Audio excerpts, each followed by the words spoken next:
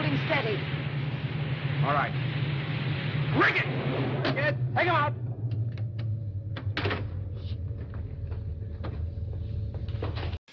Hey everybody, welcome back.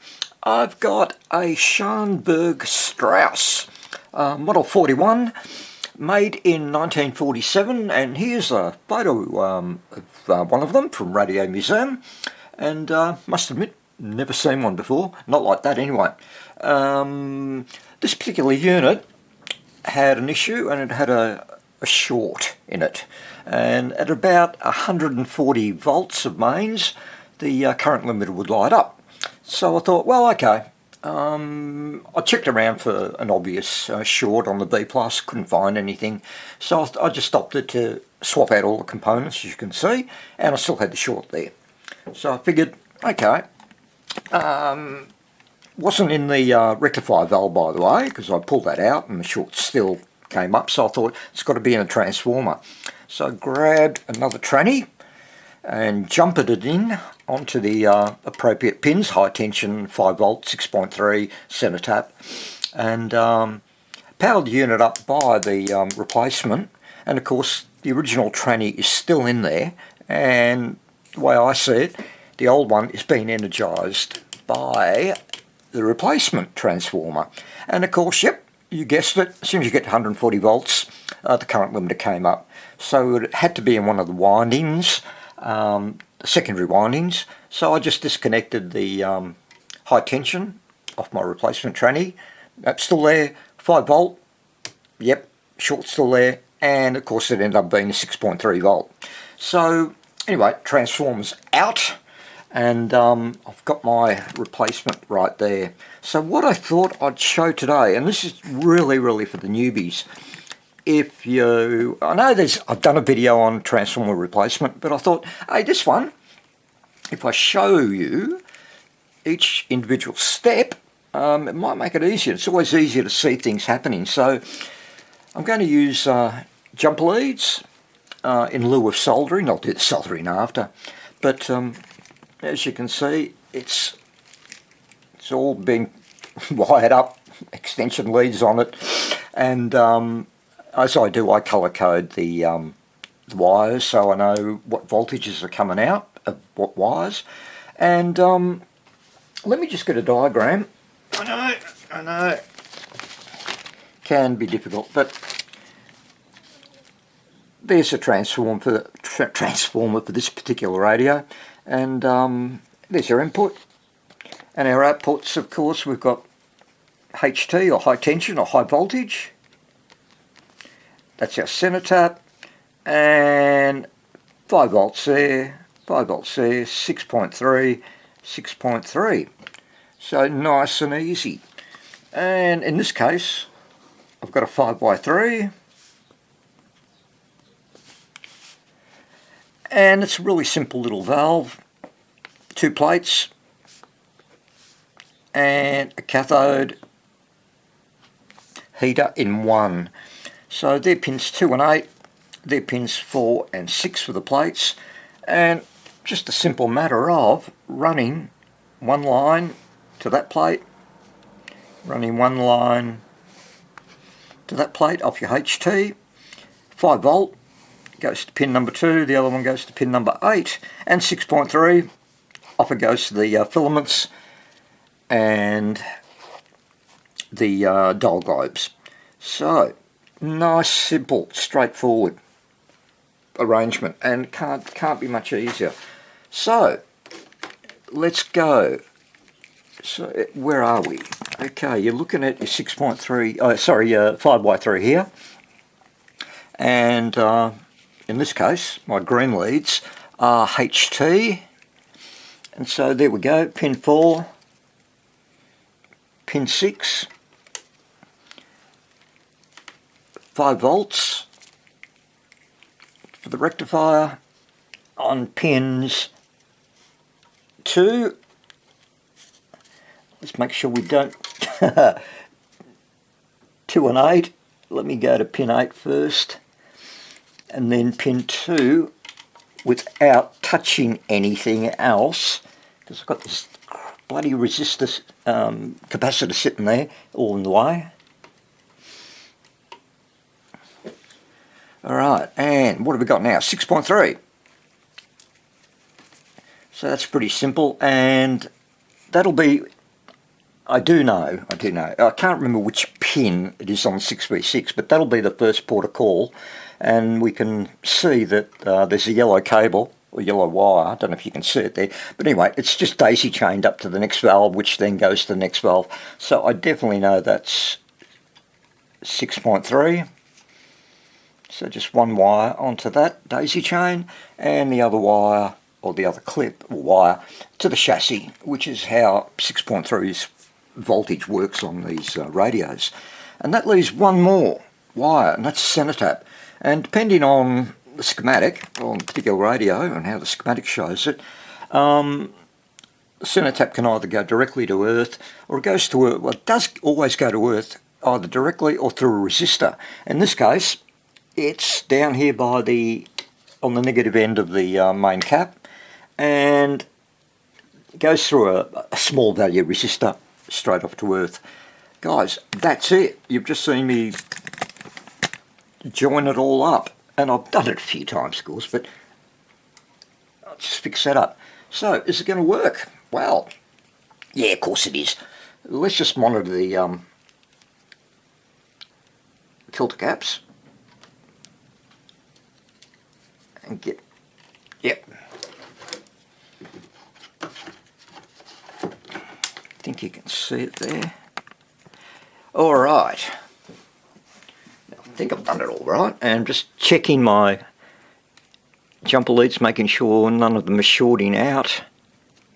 Alright, that looks pretty good. So, up we go.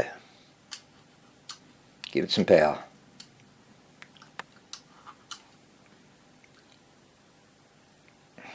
And everything's looking pretty good.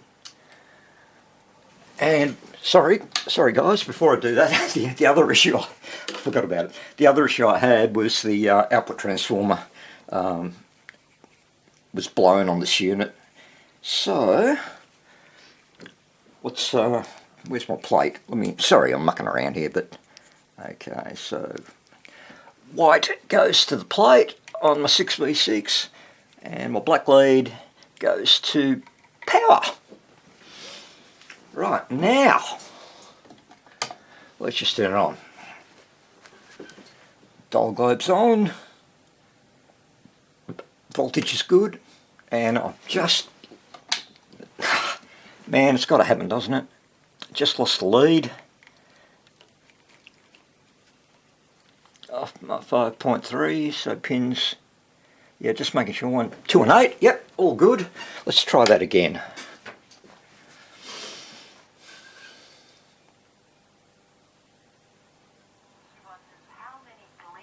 And there we go. Wives stood over their husbands, watching them wrestle their own bodies and die of heart attacks. Or how many saw them choking at the dinner table, only to continue eating their meals like nothing was happening. Just for once in his life. Cool. How much? So that's it, and you know, if you haven't done it before, it can be somewhat daunting. I mean, it was for me, my first time, but I thought, well, you know, displaying it this way, just, you know, again, step by step, probably worthwhile for those of you that haven't done it yet. And it's always better to watch somebody do something before you attempt it yourself. And yeah, so look, it really is that easy. And of course it gets even easier if you're running, say, a rectifier that runs on 6.3 volts, like a 6x4, or one of those little 7-pin valves. So we know that the 5Y3s and the Type 80s at least, they both run on 5 volts. So anyway, guys, that's it. It's really simple. What I'm going to do, I'll install that thing and wire it all up, and I'll just come back and show you the end result. Okay, I've got that transformer mounted finally, and threaded all those cables through. So again, 5 volts, 6.3, 6.3. I've already soldered that to an earth terminal there, high voltage, which will, I've cut them all to size so they'll fit quite easily. And yeah, same with the 5, yeah, blah blah blah, pardon me. And the 6 volt 6.3 goes there. In fact, I think what I'll do, yeah, I'm just going to run the 6 volts to the dial globe, given that well, you know, the wire's been fed from the 6v6 filament pin anyway, so not a problem, not a problem. That'll just feed the whole thing. Well, all the wiring has been soldered on, so as you can see, the red being 5 volt, green high tension, yellow 6.3, and my white as the centre tap. And yeah, not a bad job, not a bad job at all. And I always find it, well, you know, small chassis can be difficult. But anyway, let's give it a test. Pardon me, hitting the camera. Attach the aerial, and we'll also attach multimeter to the filter caps so that we can see what's going on, voltage wise anyway. Right, big test. Let's power it up slowly. Dial globe's lighting up. And here's our voltage, that's all good. No shorts on the current limiter. Okay, that's good. I'm just going to give it full voltage, bring it up to about 238 volts. That will do.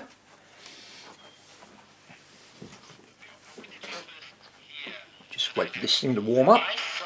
There it comes. When I was in my early 20s, and I had read about it and heard about it.